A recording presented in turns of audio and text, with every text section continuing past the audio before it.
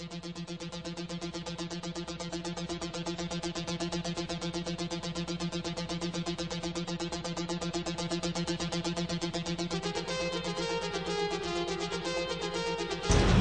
araw mga malulenyo! Inihahatid ng MCBN ang mahahalagang balitang nangyari sa mga nakaraang araw. Paru-parot Bulaklak, kinoronahan na. Meeting ng Malolos Tricycle Pedicab Franchising Regulatory Board, ginanap. Ika-113 taong anibersaryo ng pagpapasinaya sa Unang Republika, matagumpay. Lakbay kasaysayan, isang pagmumulat sa mga kabataan. Mga kababaihan at senior citizens, bumida. Pista ng Santo Niño, dinagsa. Mayor Christian Natividad, pinangunahan ng mangrove tree planting sa Panasahan. Reorganization, sinimulan na. Pamamahagi ng organic fertilizers, malaking tulong sa mga magsasaka. At sa mga detalye, Paru-parot Bulaklak, kinoronahan na. Matapos ilunsad noong May 2011 ang kompetisyong pangkagandahan at pangkultura, kinoronahan na noong December 18, 2011 ang itinanghal na Paru-paro at Bulaklak ng Malolos sa Bulacan State University Gymnasium. Nagsimula ang palatuntunan sa pagpasok ng mga kandidato at mga kandidata sa entablado sa kanilang makukulay na kasuotan. Umpisa pa lamang ng programa ay napuno na ng hiyawan at palakpakan ang buong gymnasium. Nagbigay ng kanyang bating pagtanggap si Konsehal Crispin Erhas, bumati rin at nagbigay ng kanyang mensahe si Mayor Christian D. Natividad. Sinabi niya na lalo pa niyang paiigtingin ang mga programang pangturismo upang patuloy na ma-promote ang Malolos. Sumunod ang pagpasok ng mga kalahok suot ang kanilang casual wear.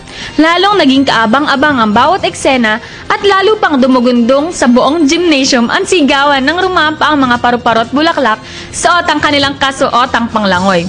Lahat ng nanonood ay excited lalo na kapag pambato na nila ang tinatawag. Sinundan ito ng pagpasok ng mga kalahok suot ang mga magagarang barong at makukulay na mga evening gowns. Kahanga-hanga ang mga disenyo ng mga ito.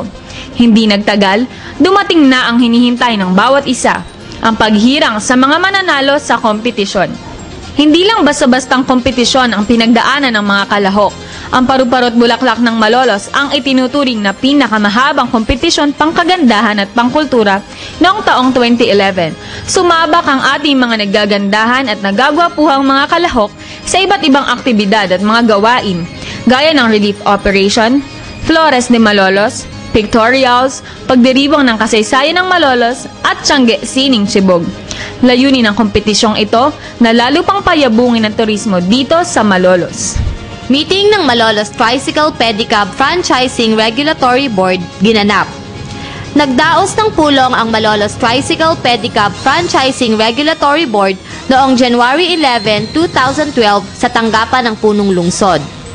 Nanguna sa pagpupulong ang City Administrator na si Atty. Rizal de Mendoza kasama si Ariel Santiago. Dumalo ang mga pangulo ng TODA at JODA at kanilang mga kasapi. Sa pamamagitan ng Executive Order na 17-2011, binuo ang City of Malolos Traffic Management Task Force upang lalong mapagaling ang kaayusan at kagandahan ng trapiko dito sa lungsod ng Malolos. Ang task force ay lilibot sa paligid ng mga lansangan na sakop ng Malolos at may karapatang manghuli ng mga lumalabag sa batas trapiko. Gayon din, sisiguraduhin nila ang tamang daloy ng trapiko sa bawat lugar na sakop ng Malolos. Ang kaso naman ng Northville 8 versus MTNB ay napag-usapan din. Ngayong buwan ng January ay simula na naman ang pag-a-apply para sa franchise 2012. Sinigurado ng mga TODA at JODA na sila ay magkakalat ng mga impormasyon tungkol sa pagre-renew ng franchise. Pati ang kaso ng donasyon ng TODA ng San Vicente ay tinalakay din. Ika-113 guning taon ng anibersaryo ng pagpapasinaya sa Unang Republika, tagumpay. Buong siglang ipinagdiwang ang ika-113 anibersaryo ng pagpapasinaya sa Unang Republika ng Pilipinas noong January 23, 2012 sa lungsod ng Malolos. Bunga ng pagpapahalagang ibinibigay ng administrasyon ni Mayor Christian D. Natividad sa kahalagahan ng okasyon, naging masaya at makulay ang pagdiriwan na sinimulan noong January 16, 2012. Ang selebrasyon na tinawag na Fiesta Republica ay pinangungunahan ng Dibisyon ng Turismo, Sining, Kultura at Palakasan ng tanggapan ng punong lungsod sa pamamagitan ni Direk Arman Santa Ana. Upang maging makabuluhan at kapakipakinabang ang selebrasyon, marami ang gawaing ginanap tulad ng trade fair, exhibition ng mga pintor ng bahaghari. Yun nga, using indigenous materials. So sakto naman, dito sa atin maraming materialis ng bamboo, abaca rope. Ito nga, bali yung title at yung tema, nataon naman na tugma. Ito yung tinitle ko sa installation ko is Hagdanan ng Kalayaan. Hagdanan ng Kalayaan. Hagdanan bakit ng po Hagdanan ng Kalayaan? So, mula dun sa unang tatlong republika ng Pilipinas. So, nandun yung Malolos Congress, Biak na Bato, at Kakarong de Sile. So, mula dun sa tatlong ladder yung hagdanan na tinawag kong Kalayaan. So, nandito yung kay Aguinaldo. So, may nilagay akong sombrero ni Aguinaldo doon sa isang pinakamataas na ladder. Dito sa kaliwa natin, yung sombrero ni Trinidad Texon ng San Miguel, yun naman yung sa Biak na Bato. At ito naman yung kay Eusebio Roque ng Kakarong de Sile sa Pandi. So, gumamit ako ng kawayan kasi nung araw, ito rin naman yung ginamit natin nung araw, ginamit ang ating mga ninuno nung lumaban sa mga Kastila, no? So, pinakita ko dito na yung kulay bilang Pilipino, bilang taga Bulacan, at lalo na yung ating republika ay nasa Malolos. So, pinakita ko yung tatlong republika sa pamamagitan ng tatlong stars o tatlong bituin na gawa din sa kawayan, at yung yantok na nagsisimbolize naman ng araw. So yun, tapos itong abaca rope na sa ngayon tinatapos ko pa, ito yung race, no? Yung liwanag na marami yan actually, hindi 8. So nagsisimbolize din ng iba't ibang tao, iba't ibang ugali, yung bamboo, iba-ibang sizes, iba't ibang level ng kabuhayan ng tao. Kasi nung araw, mayaman ka, mahirap ka, yung kalayaan iisa eh. Wala naman sinabing pag mayaman ka, ligtas ka, o mayaman ka, patay ka. Wala naman gano'n, no? So yun yung sinisimbolize. So nagkataon na ito nga dito inilagay at pinayagan ng ating ng simbahan. Ito, ipapasalamat din po ako kay ating butihing mayor, Christian Natividad.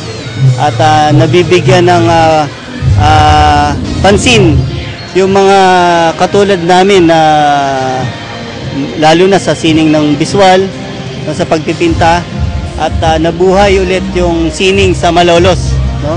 Na sa matagal na panahon na yung grupo namin dito, yung Bahaghari ng Malolos, umabot na kami ng 19 na taon. Ngayon lang kami nakaramdam ng suporta ng bayan. At nire-represent namin halos lahat yung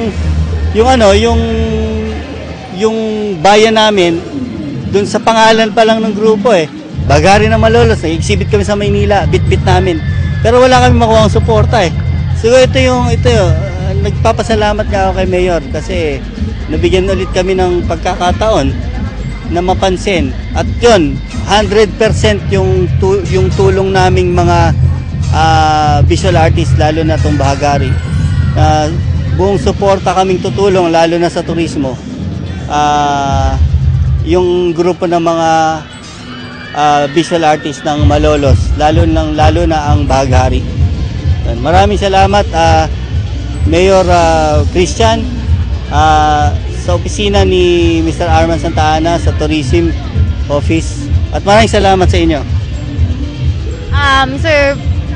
Sir Buddy Ching, bigyan nyo naman po ng message yung mga kabataan na gustong tumulad sa inyo, mga artists. Siguro masasabi ko lang dun sa mga kabataan na gustong magpinta or kahit anong mga klase ng sining Ang importante lang yung pagmamahal dun sa ginagawa nila, yung interes, hindi lang yung pang sarili. Dapat, pag may natutunan tayo, ituro din dun sa mga susunod na henerasyon.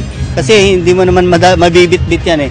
Yung sining, lalo ng sining, yun ang bumubuhay sa mga tao eh. Hindi lang sa sarili mo o sa kapaligiran. Art kasi ang bumubuhay, hindi lang pera, hindi lahat. Importante, alam mo yung ginagawa mo, interesado ka sa lahat. Malay mo yung talent na yan may marating. Di natin alam, baka mga susunod na henerasyon, yung presidente ng susunod ng Pilipinas, malay taga Malolos, o yung magiging national artist. No, malay mo. Kasi sabi nga, dito sa Bulacan ang pinakamaraming national artist. At lalo na sa Malolos. No? So yung isang national artist natin sa sining visual, si Guillermo Tolentino ay taga Santo Rosario. Alam ko, sabi nung aking lola, may kamag-anak daw kami rito na yung gumawa sa monumento at sa UP. So si Guillermo pala ay kamag-anak kong malayo daw. Yun sabi. Okay, maraming salamat. Okay, thank you very much din po. Makulay at malawak ang selebrasyon. Aktibong sumali ang mga barangay at mga kabataan dahil naniniwala ang administrasyong natibidad na mas maiintindihan ng kabataang Malolenyo kung saan pupunta ang lungsod ng Malolos kung mauunawaan nila ang ating nakaraan. Lakbay kasaysayan, isang pagmumulat sa kabataan. Bilang bahagi ng pagdiriwang sa 113 anibersaryo ng pasinayan ng Unang Republika ng Pilipinas, nagkaroon ng lakbay kasaysayan ang mga mag-aaral ng grade 5 and 6 mula sa iba't ibang paaralang pang-elementarya dito sa lungsod ng Malolos. Saan po pupunta ang lakbay-aral? Dito kami magsisimula sa Cathedral, papasok kami ng Payancillo, tapos doon sa Santo Niño, tapos doon sa Marquay of Women of Malolos, tapos lalabas kami papunta ng Casa Real, tapos magtatapos ito sa Balaswing Church. Ano pong layunin ng lakbay-aral? Ito ay para maging aware yung mga estudyante na napaka-importante ng Malolos na ginampanan niya sa history ng Pilipinas. Ang lakbay kasaysayan ay nagsimula noong January 17, 2012 hanggang January 21 sa pangunguna ng Dibisyon ng Turismo, Sining, Kultura at Palakasan ng tanggapan ng Punong Lungsod. Saan school ka? Memorial Elementary. Pangalan mo? Cyril Empangibal. Yes! Kayo ng bahayan? Ramon De Leon. Sino si Ramon De Leon? Lolo ni Joey De Leon. Ano ang katungkulan niya sa Malolos? Mayor po. Kailan? Siya po yung unang-unang mayor ng Malolos. Sabi niya. Ang mga paru-parot bulaklak ng Malolos ang nagsilbing tour guides ng mga kabataang lumilibot dahil sila ang ambassador of youth ng turismo ng Malolos. Layunin ng lakbay kasaysayan na mailibot ang mahigit 4,000 kabataan upang malaman nila ang mahalagang papel na ginampanan ng Malolos sa ating kalayaang tinatamasa at maitimo sa kanilang mga kaisipan ang pagmamahal sa bayan at kasaysayan na tinubos ng dugo ng ating mga ninuno. Nang tanungin ng mga batang kasali sa lakbay-aral, kanilang ipinagmalaki na nagkaroon sila ng mga bagong kaalaman sa ginawang lakbay-aral. School kayo? Taga-Kanyugan po. Kanyugan. Bale, alam niyo ba kung bakit kayo nandito ngayon? Opo. Ano bang meron ngayon? Lakbay-aral po. Saan pupunta ang lakbay-aral ngayon? Sa mga historical place po kung saan po kami merong matututunan. Araw ng Kababaihan at Senior Citizens. Nagkaroon ng breast cancer at palliative care workshop sa Atlag Elementary School noong January 20, 2012. Ito ay bahagi pa din ng pagdiriwang ng Fiesta Republica. Dinuluhan ito ng mga Daycare Workers Federation, Konsehong Panlunsod para sa Kababaihan, Mother Leaders, Barangay Health Workers, Lingkod Lingap sa Nayon at Solo Parents Federation. Nagpahayag ng kanyang bating pagtanggap ang principal na si Violeta Fernando. Nagsalita din si Ginang Lolita Santos, hepe ng City Social and Welfare Development Office. Sinabi niya na importanteng suportahan ang mga may sakit, hindi lamang sa pinansyal kundi pati rin sa emosyonal na aspeto.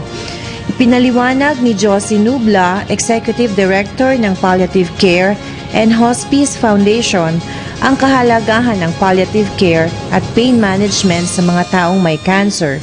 Ipinakita naman ni Dr. Jose Niel, isang volunteer at general practitioner ng PalCare, ang mga litrato ng kanilang mga naging pasyente.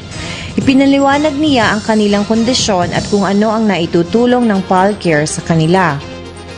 Fiesta ng Santo Niño, Dinayo.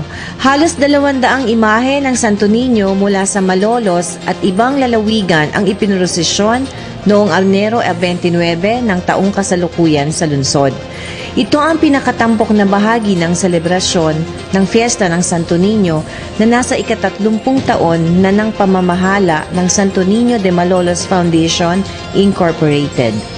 Ang Hermanos Mayores para sa taong ito ay binuo ni na Manuel V. Castro, Steve Cortez de Leon, Leandro F. Flores, Leonie C. Agustin, Modesto L. Sumera, at Romulo Heralde. Dinagsa naman ang isinagawang prosesyon na nilahukan ng daang-daang deboto. Makikita sa pagdiriwang ang malalaki at nagagandahang mga karosa na pinalamutian ng iba't ibang bulaklak. Ang iba'y imported pa at makukulay na ilaw. Kahit umulan bago nagsimula ang programa, hindi ito naging hadlang upang maging matagumpay ang pista. Ang ibang deboto kahit basang-basa sa ulan ay buong siglang sumama sa prosesyon. Itinanghal sa pagdiriwang ang iba't ibang manifestasyon ng Santo Niño. Mayroong malungkot, may natutuwa, may para sa swerte, kung ano-ano pa. Nauna na rito ang isang magarbong exhibit ng mga Santo Niño na inilagay sa kumbento ng Baraswain. Talagang pinagtuunan ng pansin ang pagsasaayos ng mga imahen na dinagkorasyonan ng makukulay at sariwang bulaklak. Sa dami ng imahen sa exhibit, hindi ito nagkasya sa iisang silid. Ikinalat ang mga imahen ng Santo Niño sa 5 exhibit areas na may iba't ibang motif. Sa isang silid, lumutang ang mga imahen ng mga Hermanas Mayores sa naggagandahang imahe. May antigo, magagara ang mga damit at bordado ng gold threads. Higit sa gara ng gayak ng exhibit, ang pananampalatayang makikita sa mga mamamayang dumagsa. Karamihan ay pamilya, akay ang mga bata, bawat isa ay may usal na hiling para sa kalusugan, kabuhayan, pag-abroad, ang iba naman ay pagpapasalamat sa kahilingang napagbigyan. Ito po si Cora Castro para sa MCBN News. Mayor Christian de Natividad, pinangunahan ang pagtatanim ng mangrove sa Panansahan.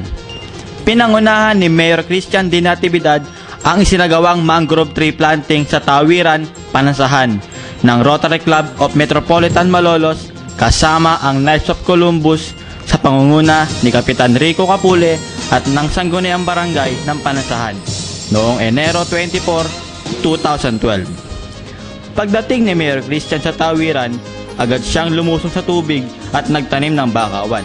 Pero bago sa gawa ang tree planting, nagkaroon na din ng iba't iba pang proyekto at aktibidad sa pagpapahalaga ng kalikasan.